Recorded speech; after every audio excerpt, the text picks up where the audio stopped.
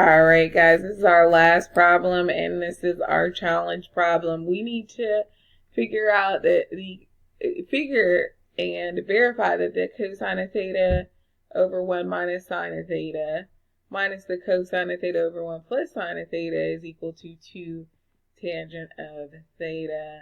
What I am going to do first is go ahead and make this left expression here one whole fraction. And if we look at this, guys, this means that we're going to be we're going to have in the denominator the common denominator, this factor 1 minus sine theta times this other factor 1 plus sine theta. That is going to be our common denominator. All right. The numerators of these expressions, we'll just get a equivalent fraction by multiplying this first expression by the part of the denominator, our common denominator. It doesn't have the 1 plus sine theta. So I got to multiply this first expression, top and bottom, times 1 plus sine of theta. And notice on the top, I'm going to be using my distributive property. I would get the cosine of theta plus the cosine of theta times the sine of theta.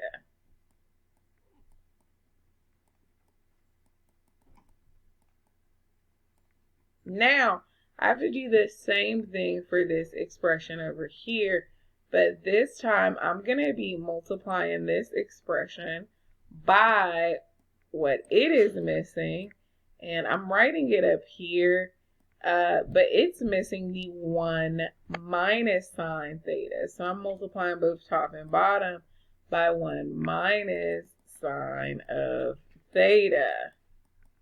I've already taken care of the denominator, so I'm just looking at the numerator. Numerator, again, we would have to distribute cosine throughout. Now, I would end up with a minus sign here, and I'm writing it here because we got to be careful when we distribute that. We got to distribute this minus sign throughout the whole thing. So I got a minus. First thing, cosine of theta times 1, well, that is just cosine of theta.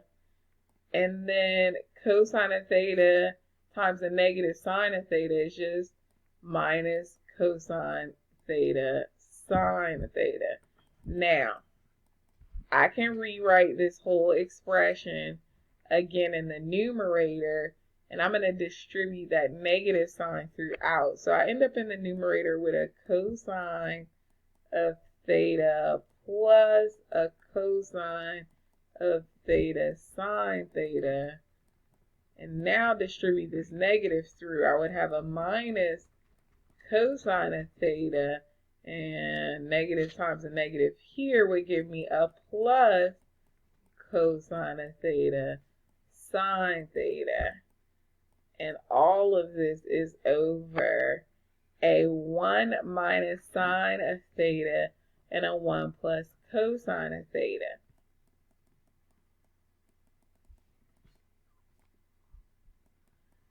And a 1 plus sine of theta. Sorry.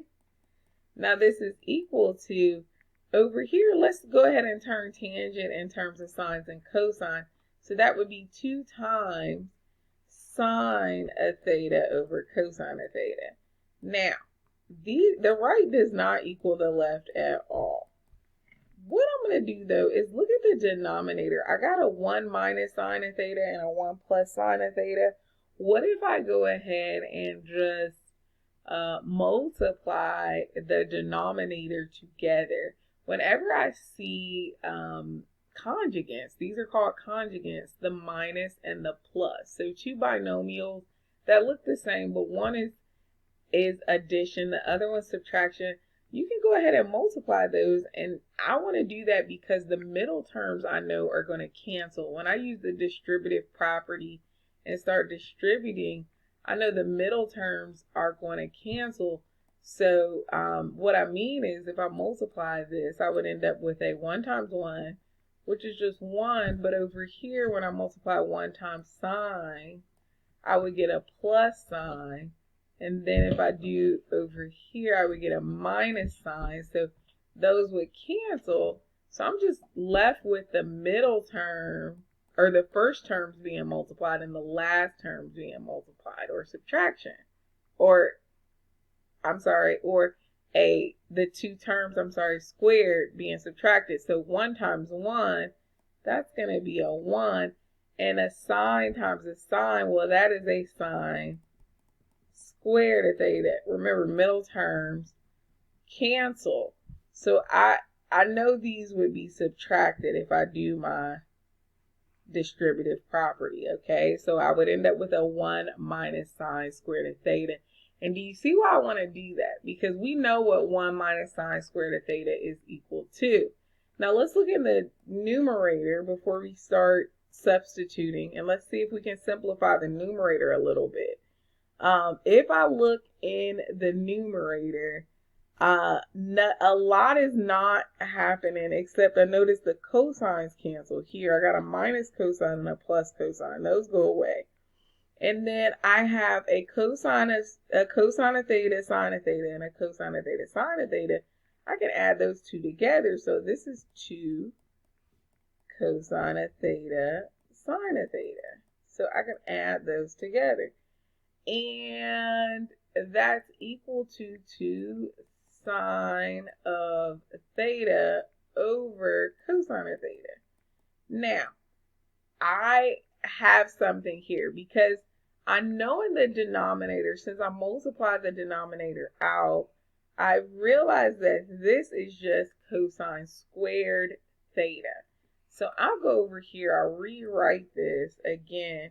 I end up with a 2 cosine of theta, sine of theta over a cosine squared theta. And it's going to be equal to 2 sine of theta over cosine theta. Now this is good because notice that cosine squared, one of those cosines are going to cancel in the denominator. The one in the numerator has to go away, right? So I end up with 2 times the sine of theta over cosine of theta, which is the same as the right. So I have verified this. All right, guys, that was our last problem. I want you to now move on. You are going to do the practice problems. Don't forget to upload your notes that you took over this PowerPoint. And good luck on the practice problems. If you have questions, feel free to send me a text. We can meet in a Zoom or come to the tutorials. All right, guys, good luck.